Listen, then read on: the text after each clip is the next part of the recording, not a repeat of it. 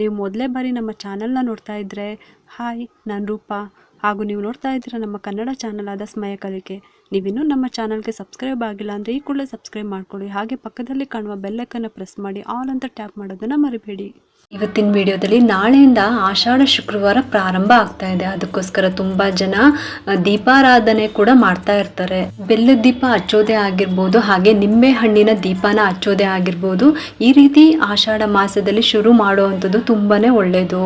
ನಿಂಬೆ ಹಣ್ಣಿನ ದೀಪಾರಾಧನೆನ ಈ ರೀತಿ ಮಾಡೋದ್ರಿಂದ ನಿಮಗೆ ಬೇಗನೆ ಫಲ ಸಿಗುತ್ತೆ. ಅಧಿಕ ಫಲ ಬೇಕು ಅಂದರೆ ನೀವು ಈ ರೀತಿ ನಿಂಬೆ ಹಣ್ಣಿನ ದೀಪವನ್ನು ದೇವಸ್ಥಾನದಲ್ಲಿ ಹಚ್ಬೋದು. ಬನ್ನಿ ಇವಾಗ ನಿಂಬೆ ಹಣ್ಣಿನ ದೀಪಾರಾಧನೆನ ಯಾವ ರೀತಿ ಮಾಡ್ಕೊಳ್ಳೋದು ಅಂತ ಇವತ್ತಿನ ವಿಡಿಯೋದಲ್ಲಿ ತಿಳಿಸ್ಕೊಡ್ತಾ ಇದ್ದೀನಿ. ನಿಮ್ಮ ಕೋರಿಕೆ ಬೇಗನೆ ನೆರವೇರಬೇಕು, ಬೇಗನೆ ಆ ಕೆಲಸ ಆಗಬೇಕು ಅಂತ ಅಂದರೆ ಈ ಒಂದು ಜಾಗದಲ್ಲಿ ನೀವು ನಿಂತ್ಕೊಂಡ್ಬಿಟ್ಟು ನೀವು ದೇವಿಯ ಹತ್ರ ಪ್ರಾರ್ಥನೆ ಮಾಡ್ಕೊಳ್ಳೋದ್ರಿಂದ ಆ ಕೆಲಸ ಬೇಗನೆ ಆಗುತ್ತೆ. ಬನ್ನಿ ಇವಾಗ ಈ ಎಲ್ಲ ಮಾಹಿತಿಗಳನ್ನು ನಾವು ತಿಳ್ಕೊಳ್ಳೋಣ. ಈ ಆಷಾಢ ಮಾಸದಲ್ಲಿ ಈ ರೀತಿ ವ್ರತಗಳು, ಪೂಜೆಗಳು, ದೀಪಾರಾಧನೆಗಳು ಮಾಡೋದಕ್ಕೆ ತುಂಬಾನೇ ಒಳ್ಳೆಯ ಸಮಯ ಅಂತಾನೆ ಹೇಳ್ಬೋದು. ನಾಳೆ ಶುಕ್ರವಾರ ಬೆಳಗ್ಗೆ 10:30 12 ಗಂಟೆ ತನಕ ರಾಹುಗಾಲ ಇರುತ್ತೆ. ಕೆಲವೊಂದು ಸಲ ಒಂದು 5-10 ನಿಮಿಷ ಹೆಚ್ಚು ಕಮ್ಮಿ ಇರುತ್ತೆ. ನಿಮ್ಮ ಕ್ಯಾಲೆಂಡರ್ನಲ್ಲಿ ನೋಡ್ಕೊಂಡ್ಬಿಟ್ಟು ಮಾಡ್ಬೋದು. ಈ ರೀತಿ ದೀಪಾರಾಧನೆ ಶುರು ಮಾಡೋಕ್ಕಿಂತ ಮೊದಲು ಬೆಳಗ್ಗೆ ಮನೆಯಲ್ಲಿ ಪೂಜೆ ಮಾಡಿ ದೇವರ ಹತ್ತಿರ ಪ್ರಾರ್ಥನೆ ಮಾಡ್ಕೊಳ್ಳಿ. ಇವತ್ತಿನಿಂದ ನಾನು ನಿಂಬೆ ಹಣ್ಣಿನ ದೀಪಾರಾಧನೆಯನ್ನು ಶುರು ಮಾಡ್ತಾ ಇದ್ದೀನಿ. ಇಂಥದ್ದು ಸಮಸ್ಯೆ ಇದೆ, ಅದು ಬಗೆಹರಿಬೇಕು, ಇಷ್ಟು ವಾರ ಇಷ್ಟು ದೀಪಗಳನ್ನು ಹಚ್ತೀನಿ ಅಂತ ಮೊದಲು ಮನೆಯಲ್ಲಿ ಸಂಕಲ್ಪ ಮಾಡ್ಕೊಳ್ಳಿ. ಮೊದಲು ಗಣಪತಿ ಹತ್ತಿರ, ನಿಮ್ಮ ಮನೆ ದೇವರ ಹತ್ತಿರ ಬೇಡ್ಕೊಂಡು ಅಪ್ಪಣೆ ತಗೋಬೇಕು. ಆಮೇಲೆ ನೀವು ಯಾವ ದೇವರಿಗೆ ದೀಪ ಹಚ್ತಾ ಇದ್ದೀರೋ ಆ ದೇವಿನೂ ಕೂಡ ಮನೆಯಲ್ಲಿ ಸ್ಮರಣೆ ಮಾಡ್ಕೊಳ್ಳಿ. ಕೆಲವು ಸಲ ಏನಾಗುತ್ತೆ, ನಾವು ದೇವಸ್ಥಾನಕ್ಕೆ ಹೋಗಿರ್ತೀವಿ, ದೇವ್ರ ಮುಂದೆ ನಿಂತಾಗ ನಾವು ಏನು ಕೇಳ್ಕೋಬೇಕು ಅಂತ ಅಂದ್ಕೊಂಡಿರ್ತೀವೋ ಅದು ಕೇಳೋದಕ್ಕೆ ಆಗೋದಿಲ್ಲ. ಒಂದು ಜನದ ರಶ್ ಇರುತ್ತೆ, ಇನ್ನೊಂದು ಆ ದೇವಿಯನ್ನು ನೋಡಿ ಆ ದೇವಿನ ಕಣ್ ತುಂಬ್ಕೊಳ್ಳೋಕ್ಕೆ ಸಮಯ ಇರೋದಿಲ್ಲ, ಇನ್ನು ನಮ್ಮ ಬೇಡಿಕೆನ ಹೇಳೋದಕ್ಕೆ ಆಗೋದೇ ಇಲ್ಲ. ಹಾಗಾಗಿ ಹೇಳ್ತಾ ಇದ್ದೀನಿ, ದೇವಸ್ಥಾನಕ್ಕೆ ಹೋದಾಗ ಆ ಅಲಂಕಾರ, ಆ ದೇವಿಯನ್ನು ಕಣ್ತುಂಬ ಮನಸ್ಸು ತುಂಬ ತುಂಬಿಕೊಳ್ಳಿ. ದೇವ್ರ ಮುಂದೆ ನಿಂತ್ಕೊಂಡು ವರದಿನ ಒಪ್ಪಿಸ್ಬಾರ್ದು ಯಾವಾಗಲೂ ಕೂಡ. ಅದಕ್ಕೆ ಅಂತ ಸಮಯ ಇರುತ್ತೆ. ಮನೆಯಲ್ಲೇ ಆದರೂ ಹೇಳ್ಕೊಳ್ಳಿ, ಅಥವಾ ದೇವಸ್ಥಾನಕ್ಕೆ ಹೋಗುವಾಗ ಆ ದಾರಿ ಉದ್ದಕ್ಕೂ ಮನಸ್ಸಿನಲ್ಲಿ ಆ ದೇವಿನ ಸ್ಮರಣೆ ಮಾಡ್ತಾ ಆ ದೇವಿನ ಮನಸ್ಸಿನಲ್ಲಿ ಇಟ್ಕೊಂಡು ನೀವೇನು ಕೇಳ್ಕೋಬೇಕೋ ಅದನ್ನು ಆ ದೇವಿ ಜೊತೆಗೆ ಮಾತಾಡ್ಕೊಂಡು ಬನ್ನಿ. ಅಂದರೆ ಮನಸ್ಸಿನಲ್ಲಿ ಆ ದೇವಿಗೆ ನಿಮ್ಮ ಕೋರಿಕೆನ ಹೇಳ್ತಾ ಹೋಗಿ. ಅಕ್ಕಪಕ್ಕದವರ ಹತ್ತಿರ ಮಾತಾಡ್ತಾ ಬೇಡದೇ ಇರೋ ವಿಚಾರಗಳನ್ನು ಮಾತಾಡ್ತಾ ಹೋಗೋದ್ಕಿಂತ ನಿಮ್ಮ ಕೆಲಸ ಏನಾಗಬೇಕಾಗಿದೆ, ನಿಮ್ಮ ಸಮಸ್ಯೆ ಏನಿದೆ ಅದನ್ನು ಮನಸ್ಸಿನಲ್ಲಿ ಆ ದೇವಿಯ ಜೊತೆ ಮಾತಾಡ್ತಾ ಹೋಗಿ, ತುಂಬಾ ಒಳ್ಳೆಯದು. ಇನ್ನು ನೀವು ದೇವಸ್ಥಾನದಲ್ಲಿ ಈ ರೀತಿ ದೀಪಾರಾಧನೆಗೆ ದರ್ಶನಕ್ಕೆ ಹೋಗ್ತೀರಾ ಅಂದರೆ ಜೊತೆಗೆ ಯಾರಾದರೂ ಬರಲೇಬೇಕು ಅಂತ ಕಾಯೋದಕ್ಕೆ ಹೋಗಬೇಡಿ. ಆದಷ್ಟು ನೀವು ಒಬ್ಬರೇ ಹೋಗೋದಕ್ಕೆ ಅಭ್ಯಾಸನ ಮಾಡ್ಕೊಳ್ಳಿ. ಆಗ ಬೇಡದೇ ಇರೋ ವಿಚಾರವನ್ನು ಮಾತಾಡೋದಿಲ್ಲ, ಬೇಡದೇ ಇರೋ ಕಡೆ ಗಮನ ಹೋಗೋದಿಲ್ಲ. ನಮ್ಮ ಮನಸ್ಸಿನಲ್ಲಿ ಏಕಾಗ್ರತೆ ಇರುತ್ತೆ. ನಾವೇನು ಕೆಲಸಕ್ಕೆ ಬಂದಿದ್ದೀವಿ, ನಾವೇನು ಮಾಡಬೇಕು ಅಂತ ಬಂದಿದ್ದೀವಿ ಅಂತಹ ಜವಾಬ್ದಾರಿ ನಮಗೆ ಇರುತ್ತೆ. ನಮ್ಮ ಸೂಕ್ತ ಮನಸ್ಸನ್ನು ಎಚ್ಚರಿಸುತ್ತೆ. ನೀನು ಬಂದಿರೋದು ಈ ಕೆಲಸಕ್ಕೆ, ನೀನು ಇದನ್ನು ಕೇಳಬೇಕು, ದೇವರ ಹತ್ತಿರ ನೀನು ಇದನ್ನು ಮಾಡಬೇಕು ಅಂತ ನಮ್ಮ ಸೂಕ್ತ ಮನಸ್ಸು ನಮ್ಮನ್ನು ಎಚ್ಚರಿಸುತ್ತೆ. ಯಾಕೆಂದರೆ ನಮ್ಮ ಗಮನ ಬೇರೆ ಕಡೆ ಸೆಳೆಯೋದಕ್ಕೆ ಜೊತೆಯಲ್ಲಿ ಯಾರೂ ಇಲ್ಲ ಅಲ್ವಾ. ಹಾಗಾಗಿ ಹೇಳ್ತಾ ಇದ್ದೀನಿ ಅಷ್ಟೇ. ನಾನು ಯಾಕೆ ಈ ರೀತಿ ಹೇಳ್ತಾ ಇದ್ದೀನಿ ಅಂದರೆ ನಮ್ಮ ಅಕ್ಕಪಕ್ಕ ಸುತ್ತಮುತ್ತ ನಮ್ಮ ವಾತಾವರಣ ಹೇಗಿರುತ್ತೋ ಅದೇ ಎನರ್ಜಿ ನಮಗೆ ಸಿಗೋದು. ಹಾಗಾಗಿ ಹೇಳ್ತಾ ಇದ್ದೀನಿ, ಆದಷ್ಟು ಯಾವಾಗಲೂ ತುಂಬ ಕಷ್ಟ ಹೇಳ್ಕೊಳ್ಳೋದೇ ಆಗಿರ್ಬೋದು, ತುಂಬ ಅಳೋದೇ ಆಗಿರ್ಬೋದು, ಬರೀ ನೆಗೆಟಿವ್ ಆಗಿ ಮಾತಾಡೋದು, ಯೋಚನೆ ಮಾಡೋದು, ಇಂಥವರಿಂದ ದೂರ ಇರೋದೇ ತುಂಬ ಒಳ್ಳೆಯದು.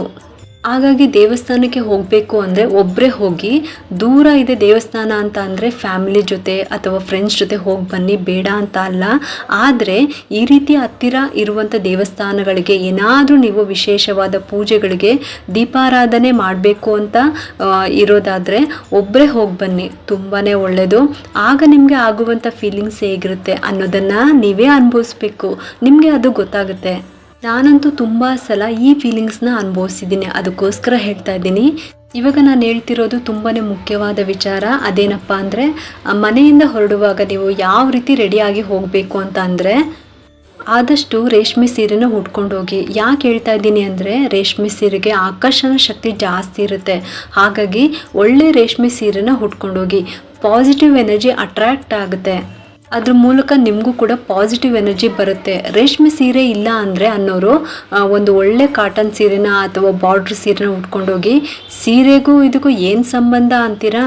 ನಾವು ಭಕ್ತಿಯಿಂದ ದೀಪ ಹಚ್ಚಿದ್ರೆ ಸಾಕಾಗೋದಿಲ್ವಾ ಅಂತ ಕೇಳ್ತೀರಾ? ಪ್ರತಿಯೊಂದಕ್ಕೂ ಕೂಡ ಒಂದೊಂದು ನಿಯಮ ಅಂತ ಇರುತ್ತೆ. ನಾವು ಪೂರ್ತಿಯಾಗಿ ಪಾಲಿಸೋದಕ್ಕೆ ಆಗಿಲ್ಲ ಅಂದರೂ ಕೆಲವೊಂದು ನಿಯಮವಾದರೂ ನಾವು ಪಾಲಿಸ್ಬೇಕು. ಆವಾಗಲೇ ನಮಗೆ ಪೂರ್ಣ ಫಲ ಸಿಗೋದು. ತುಂಬ ಕಷ್ಟ ಇದೆ ಅಂತ ತುಂಬ ಹಳೆಯ ಬಟ್ಟೆಗಳನ್ನು ಹಾಕೊಂಡು ಹೋಗೋದು ಅಷ್ಟು ಒಳ್ಳೆಯದಲ್ಲ. ಹಾಗಾಗಿ ಹೇಳ್ತಾ ಇದ್ದೀನಿ, ದೇವಸ್ಥಾನಗಳಿಗೆ ಹೋಗುವಾಗ ಆದಷ್ಟು ಚೆನ್ನಾಗಿರುವಂಥ ಶುದ್ಧವಾಗಿರುವಂಥ ಬಟ್ಟೆಗಳನ್ನು, ಈ ರೀತಿ ರೇಷ್ಮೆ ಸೀರೆನೇ ಆಗಿರ್ಬೋದು, ಹಳೇದಾದರೂ ಪರವಾಗಿಲ್ಲ, ರೇಷ್ಮೆ ಬಟ್ಟೆಗಳಿಗೆ ಮತ್ತು ಚಿನ್ನದ ಆಭರಣಗಳಿಗೆ ಯಾವುದೇ ರೀತಿ ದೋಷ ಇರೋದೇ ಇಲ್ಲ. ಯಾವುದೇ ರೀತಿ ಮೈಲಿಗೆ ಅನ್ನೋದು ಇರೋದೇ ಇಲ್ಲ. ಆದಷ್ಟು ಆರ್ಟಿಫಿಷಿಯಲ್ಗಳನ್ನು ಕಡಿಮೆ ಮಾಡಿ. ಸಣ್ಣದೇ ಆದ್ರೂ ಅಂದರೆ ಸಣ್ಣ ಒಡವೆಗಳನ್ನೇ ಹಾಕೊಳ್ಳೋದು ಮತ್ತು ಬಳೆ ಹಾಕೊಂಡು ಹೋಗೋದು, ರೇಷ್ಮೆ ವಸ್ತ್ರನ ಹಾಕೊಳ್ಳೋದು ತುಂಬಾ ಒಳ್ಳೆಯದು. ರೇಷ್ಮೆ ಸೀರೆ ಇಲ್ಲ ಅನ್ನೋರು ಇರೋದ್ರಲ್ಲಿ ಚೆನ್ನಾಗಿರುವ ಸೀರೆನ ಅಥವಾ ಕಾಟನ್ ಸೀರೆ ಆಗಿರಲಿ, ಯಾವುದೇ ಬಾರ್ಡರ್ ಸೀರೆ ಆಗಿರಲಿ ಹಾಕೊಂಡು ಹೋಗ್ಬೋದು. ಕೆಲವೊಂದು ದೀಪಗಳನ್ನು ಮನೆ ಒಳಗಡೆ ಹಚ್ಬೋದು, ಕೆಲವನ್ನ ಮನೆ ಒಳಗಡೆ ಹಚ್ಚೋಂಗಿಲ್ಲ, ದೇವಸ್ಥಾನದಲ್ಲೇ ಹಚ್ಚಬೇಕು. ಹಾಗಾಗಿ ನಿಂಬೆ ಹಣ್ಣಿನ ದೀಪ ಕೂಡ ಅಷ್ಟೇ ದೇವಸ್ಥಾನದಲ್ಲೇ ಹಚ್ಚಬೇಕು. ಅದರಲ್ಲೂ ರಾಹುಗಾಲದಲ್ಲಿ ಹಚ್ಚೋದು ತುಂಬಾ ಒಳ್ಳೆಯದು. ಈಗ ನೀವು ದೀಪನ ಹಚ್ಚೋದಕ್ಕೆ ಹೋಗುವಂಥ ದಿನ ಮನೆಯಲ್ಲಿ ಪೂಜೆ ಮಾಡಿ, ನೀವು ಕೂಡ ಚೆನ್ನಾಗಿ ರೆಡಿಯಾಗಿ ನಿಂಬೆ ಹಣ್ಣನ್ನು ಆದಷ್ಟು ಮನೆಯಿಂದಲೇ ತಗೊಂಡು ಹೋಗಿ, ನಿಂಬೆ ಹಣ್ಣನ್ನು ಮನೆಯಲ್ಲಿ ತೊಳ್ಕೊಂಡ್ಬಿಟ್ಟು ಏನೆಲ್ಲ ಬೇಕೋ ಎಲ್ಲ ಸಾಮಗ್ರಿಗಳನ್ನು ತಗೊಂಡೋಗಿ, ನಿಂಬೆಹಣ್ಣು ಕಟ್ ಮಾಡೋದಕ್ಕೆ ಚಾಕು, ದೀಪ ಹಚ್ಚೋದಕ್ಕೆ ಬೆಂಕಿಪಟ್ಟಣ ಆಗಿರಲಿ, ತುಪ್ಪದ ಬತ್ತಿಗಳು, ಅರಿಶಿನ ಕುಂಕುಮ, ಹೂ ಪ್ಲೇಟು, ಇನ್ನು ನಿಂಬೆ ಹಣ್ಣಿನ ಕೆಳಗಡೆ ಸ್ವಲ್ಪ ಅಕ್ಕಿನ ಹಾಕಬೇಕು. ಅದ್ರ ಮೇಲೆ ನಿಂಬೆ ಹಣ್ಣಿನ ದೀಪನ ಇಟ್ಬಿಟ್ಟು ದೀಪನ ಹಚ್ಚಬೇಕು. ನಮಗೆ ಸಂಕಲ್ಪ ಮಾಡಿಕೊಂಡು 5 ವಾರ 8 ವಾರ ಈ ರೀತಿ ಮಾಡೋದಕ್ಕಾಗಿಲ್ಲ ಅಂದರೂ ಕೂಡ ಒಂದೇ ಒಂದು ವಾರನೂ ನಾವು ಮಾಡಿದ್ರೂ ಕೂಡ ಒಳ್ಳೆಯ ಫಲಗಳೇ ಸಿಗುತ್ತೆ. ಯಾವ ರೀತಿ ಮಾಡಬೇಕು ಅಂತ ಇವಾಗ ತಿಳ್ಕೊಳ್ಳೋಣ. ಬೆಳಗ್ಗೆ 10:30 ನೀವು ದೇವಸ್ಥಾನದಲ್ಲಿ, ಅದರಲ್ಲೂ ಶಕ್ತಿ ದೇವಸ್ಥಾನಕ್ಕೆ ಈ ರೀತಿ ನಿಂಬೆ ಹಣ್ಣಿನ ದೀಪ ಹಚ್ಚೋದು ತುಂಬಾನೇ ಒಳ್ಳೆಯದು. ಒಬ್ಬೊಬ್ಬರು ಒಂದೊಂದು ರೀತಿಲಿ ಹಚ್ತಾರೆ. ಕೆಲವರು ಮನೆಯಲ್ಲಿ ರೆಡಿ ಮಾಡಿಕೊಂಡು ತಗೊಂಡು ಹೋಗಿ ದೇವಸ್ಥಾನದಲ್ಲಿ ದೀಪ ಹಚ್ತಾರೆ.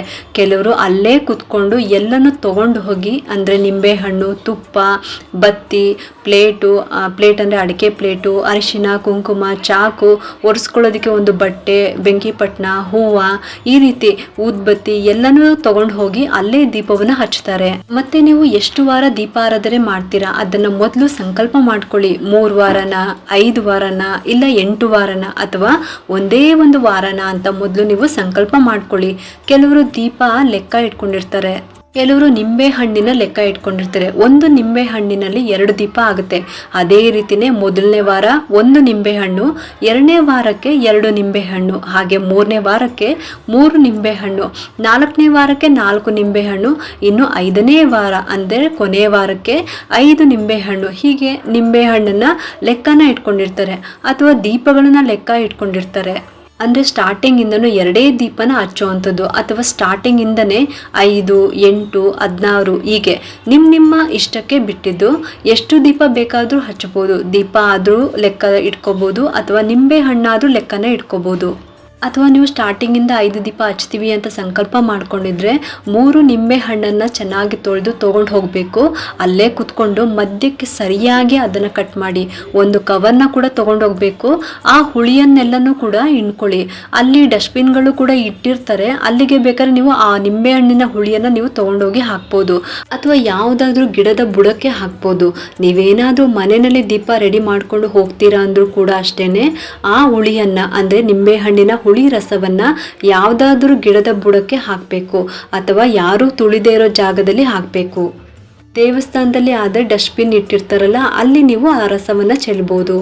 ಇದೆಲ್ಲನೂ ಕೂಡ ಸಿದ್ಧತೆ ಮಾಡ್ಕೊಂಡು ಹೋಗಿ ದೇವಸ್ಥಾನದ ಹತ್ತಿರ ಹೋದ್ಮೇಲೆ ಮೊದಲು ನೀವು ಹೊರಗಡೆ ಕೈ ಕಾಲು ತೊಳ್ಕೊಂಡು ದೇವರ ದರ್ಶನ ಮಾಡ್ಕೊಳ್ಳಿ. ಅಮ್ಮನವರ ಹತ್ತಿರ ಬೇಡ್ಕೊಳ್ಳಿ, ಇವತ್ತಿನಿಂದ ನಾನು ದೀಪಾರಾಧನೆ ಶುರು ಮಾಡ್ತಾ ಇದ್ದೀನಮ್ಮ, ನನ್ನ ಈ ಒಂದು ಸಮಸ್ಯೆನ ಬಗೆಹರಿಸ್ಕೊಡು ಅಂತ ಕೇಳ್ಕೊಳ್ಳಿ.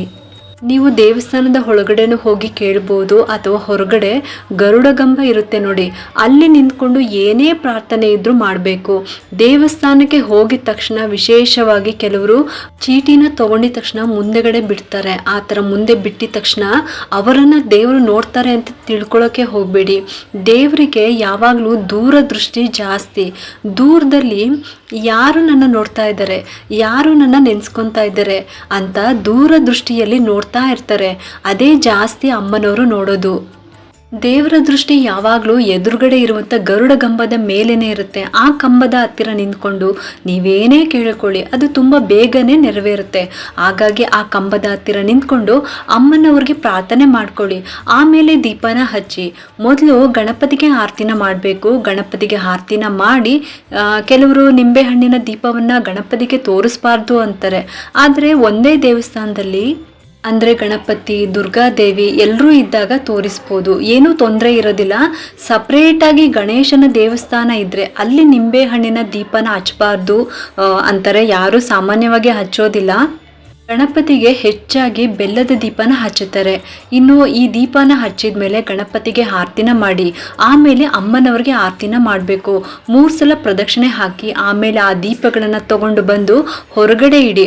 ಆಮೇಲೆ ಅಮ್ಮನವರ ದರ್ಶನ ಇನ್ನೊಂದ್ಸಲಿ ಮಾಡ್ಬೋದು. ಹೊರಗಡೆ ಬಂದಮೇಲೆ ಒಂದಿಬ್ರಿಗಾದ್ರೂ ಕುಂಕುಮ ಕೊಟ್ಟು ಆಶೀರ್ವಾದ ತಗೊಳ್ಳಿ. ನೀವು ಮೊದಲನೇ ವಾರ ಆದರೂ ಮಾಡಿ, ಅಥವಾ ಕೊನೆ ವಾರ ಆದರೂ ಮಾಡಿ, ಅಥವಾ ನೀವು ದೀಪಾರಾಧನೆ ಶುರು ಮಾಡಿದ ಮೇಲೆ ಮಧ್ಯದಲ್ಲಾದರೂ ಮಾಡ್ಬೋದು.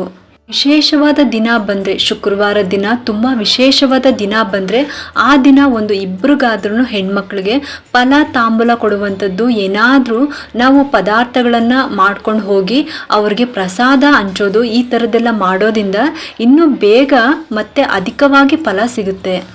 ಮತ್ತು ದೀಪಾರಾಧನೆ ಮಾಡ್ತಾ ಇದ್ದೀವಿ, ಇದು ದೇವಸ್ಥಾನದಲ್ಲಿ ತಾನೇ, ಮನೆಯಲ್ಲಿ ನಾನ್ ವೆಜ್ ತಿನ್ಬೋದಾ ಅಂತ ಅಂದರೆ ಯಾರು ದೀಪಾರಾಧನೆ ಮಾಡ್ತಾರೋ ಅವರು ತಿನ್ನೋಂಗಿಲ್ಲ. ಮನೆಯವ್ರಿಗೆ ಬೇಕಿದ್ರೆ ಮಾಡಿಕೊಡ್ಬೋದು. ಅಲ್ಲದೆ ಆ ದಿನ ದೇವಸ್ಥಾನಕ್ಕೆ ಹೋಗಿ ದೀಪ ಹಚ್ಚಿ ಬಂದಿರ್ತೀವಿ. ಏನೇ ಆದ್ರೂ ವ್ರತನೇ ಅಲ್ವಾ. ಮನೆ ಹೊರಗಡೆ ಆಗಿರಲಿ ಅಥವಾ ಮನೆ ಒಳಗಡೆನೇ ಆಗಿರಲಿ, ನೀವು ಸಂಕಲ್ಪ ಮಾಡಿಕೊಂಡು ಶುರು ಮಾಡಿರ್ತೀರ. ಹಾಗಾಗಿ ಆ ದಿನ ದಯವಿಟ್ಟು ನಾನ್ ವೆಜ್ಜನ್ನು ಮನೆಯಲ್ಲೂ ಕೂಡ ಮಾಡಬೇಡಿ.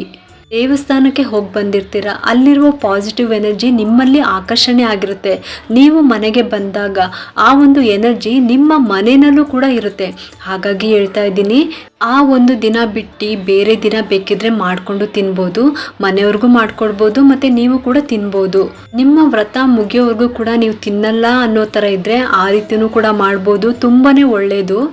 ನೀವು ವ್ರತ ಮುಗಿಯೋವರೆಗೂ ತಿನ್ನಲ್ಲ ಅನ್ನೋ ಥರ ಇದ್ದಾಗ ಮನೆಯವ್ರಿಗೆ ಬೇಕಿದ್ರೆ ನೀವು ಮಾಡಿಕೊಡ್ಬೋದು. ಆ ದಿನ ಒಂದಿನ ಬಿಟ್ಟು ಬೇರೆ ದಿನ ನೀವು ಮನೆಯವ್ರಿಗೆ ಮಾಡಿಕೊಡ್ಬೋದು. ಮತ್ತು ಆ ಒಂದು ದಿನ ಮಾತ್ರ ಬ್ರಹ್ಮಚರ್ಯವನ್ನು ಪಾಲಿಸಬೇಕು. ಯಾವುದೇ ಪೂಜೆ ಆಗಿರಲಿ, ವ್ರತ ಆಗಿರಲಿ, ವಿಶೇಷವಾಗಿ ನಾವೇನು ಆಚರಣೆ ಮಾಡ್ತಿರ್ತೀವೋ ಆ ದಿನ ಮಾತ್ರ ಬ್ರಹ್ಮಚರ್ಯವನ್ನು ಪಾಲಿಸಲೇಬೇಕು. ಇಷ್ಟೊತ್ತು ತಿಳ್ಕೊಂಡಲ್ವ, ನಾಳೆ ಆಷಾಢ ಮಾಸದ ಶುಕ್ರವಾರ ದಿನ ನಿಂಬೆಹಣ್ಣಿನ ದೀಪವನ್ನು ಯಾವ ರೀತಿ ಹಚ್ಚಬೇಕು, ಮನೆಯಲ್ಲಿ ಯಾವ ರೀತಿ ನಾವು ರೆಡಿ ಮಾಡ್ಕೋಬೇಕು, ಮತ್ತು ದೇವಸ್ಥಾನಕ್ಕೆ ನಾವು ಯಾವ ರೀತಿ ಹೋಗಬೇಕು, ಹಾಗೆ ದೇವಸ್ಥಾನದಲ್ಲಿ ಯಾವ ನಿಯಮಗಳನ್ನು ಪಾಲಿಸಬೇಕು ಅಂತ ಇವತ್ತಿನ ವಿಡಿಯೋದಲ್ಲಿ ಸಂಪೂರ್ಣವಾಗಿ ತಿಳಿಸ್ಕೊಟ್ಟಿದ್ದೀನಿ. ನಿಮಗೆಲ್ಲರಿಗೂ ಈ ಒಂದು ವಿಡಿಯೋ ಇಷ್ಟ ಆಗಿದ್ರೆ ಒಂದು ಲೈಕ್ ಮಾಡಿ, ಶೇರ್ ಮಾಡಿ ಮತ್ತು ಸಬ್ಸ್ಕ್ರೈಬ್ ಮಾಡಲು ಮರಿಬೇಡಿ. ಯಾಕೆಂದರೆ ನೀವು ಮಾಡೋ ಒಂದು ಸಬ್ಸ್ಕ್ರೈಬಿಂದ ನಮ್ಮಂತಹ ಸಣ್ಣ ಸಣ್ಣ ಚಾನಲ್ಸ್ಗೆ ಒಂದು ಸಪೋರ್ಟ್ ಮಾಡ್ದಂಗೆ ಆಗುತ್ತೆ. ಮತ್ತೆ ಸಿಗ್ತೀನಿ ಮುಂದಿನ ಹೊಸ ವಿಡಿಯೋದೊಂದಿಗೆ ಅಂತ ಹೇಳುತ್ತಾ ಈ ವಿಡಿಯೋನ ಮುಗಿಸ್ತಾ ಇದ್ದೀನಿ. ಸರ್ವೇ ಜನ ಸುಖಿನೋ ಭವಂತು.